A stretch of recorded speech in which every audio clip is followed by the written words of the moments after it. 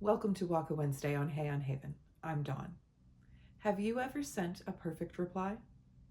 Our selection for today is from chapter 24 of the Genji Monogatari, Kocho, Butterflies. I've transcribed the text of the poems from each of our translators in the description down below. Let's set the stage. It is late spring, and Murasaki's garden is glorious. She decides now is the time to send her reply to the Empress's challenge from the previous fall. After treating some of her gentlewomen and some of the empresses to a flower viewing from beautiful Chinese boats on the garden lake and lavish presents, there was music late into the night. The next day, Murasaki sends a lavish flower offering for the sutra reading sponsored by Her Majesty. She sends page girls dressed as birds and butterflies, holding beautiful cherry blossoms and mountain rose, with this poem read by Genji's son, Yugiri. Lover of autumn, whom best it pleases that pine crickets should chirp amid the weathered grass, forgive the butterflies that trespass from my garden of flowers. I encourage you to read the different translations down below. It really helps to get hold of what the poem is really saying. Here I chose Waley's translation as I thought it had a little something that each of the others captured. There is also something gentle in his translation that I didn't feel with the others. Perhaps it's that the poem addresses Her Majesty as the lover of autumn, while others address the cricket as a stand-in for or being representative of Her Majesty. The poem itself is, as much of this kind of dialogue poetry was, rather straightforward.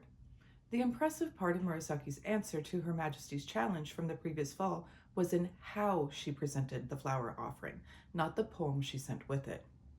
In her reply, Murasaki calls out autumn and uses the pine cricket associated with fall, as well as weathered grasses, as a counterpoint to the butterflies and flowers. The Empress sends a reply that she could have cried at having missed the flower viewing party the day before. This is a Kocho reference, and we'll talk about that next week.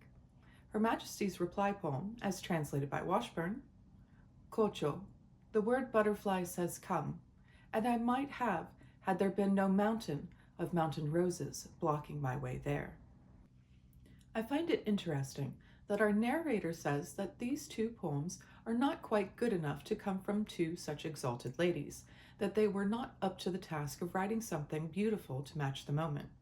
I think our narrator is being a bit too harsh. There are actually two instances of the narrator saying poems were trivial in this chapter.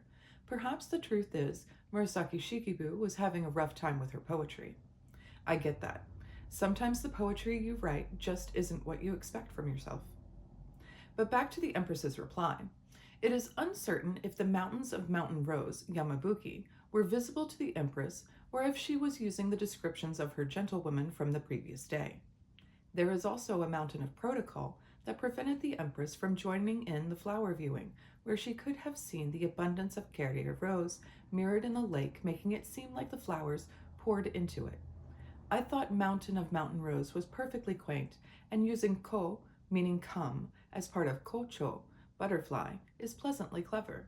But maybe that's the narrator's point. The poem should be poignant.